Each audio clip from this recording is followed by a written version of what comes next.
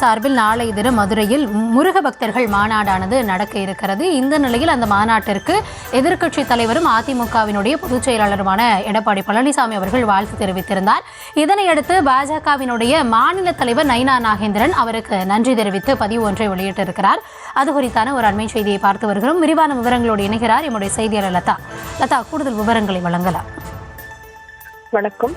இன்றைய தினம் அதிமுக பொதுச் செயலாளரும் எதிர்க்கட்சி தலைவருமான எடப்பாடி பழனிசாமி கோவையில் செய்தியாளர்களை சந்தித்தார். அப்பொழுது செய்தியாளர்கள் முருக பக்தர்கள் மாநாடு தொடர்பாக கேள்வி எழுப்பிய ஒரு சூழலில் தெய்வங்களை வணங்குவது, விரும்பும் தெய்வங்களை வணங்குவது அவரவரின் ஜனநாயக உரிமை என்று குறிப்பிட்ட எடப்பாடி பழனிசாமி முருக பக்தர்கள் மாநாட்டுக்கு வாழ்த்துகளையும் குறிப்பிட்டிருந்தார். இவரினுடைய வாழ்த்தை குறிப்பிட்டு தற்பொழுது தமிழக பாஜக மாநில தலைவர் நயினா நாகேந்திரன் நன்றி தெரிவித்து அந்த பதிவை வெளியிட்டிருக்கிறார். அந்த வகையில் அவர் வெளியிட்டிருக்கக்கூடிய பதிவில், மதுரை மாநகரில் முருக பக்தர்கள் மாநாடு விமர்சையாக நடைபெற வாழ்த்து தெரிவித்துள்ள அதிமுக பொதுச் செயலாளரும் சட்டமன்ற எதிர்க்கட்சி தலைவருமான எடப்பாடி பழனிசாமி அவர்களுக்கு மனமார்ந்த நன்றியை தெரிவித்துக் கொள்கிறேன் என்றும், எடப்பாடி பழனிசாமி அவர்கள் மிக சரியாக குறிப்பிட்டதை போல விரும்பும் தெய்வங்களை வழிபடுவது அவரவரின் ஜனநாயக உரிமை என்பதை எல்லோரும்,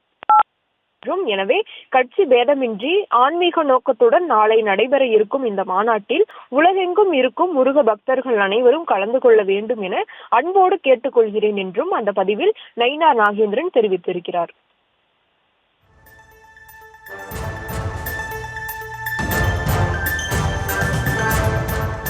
விவரங்களுக்கு நன்றி லதா.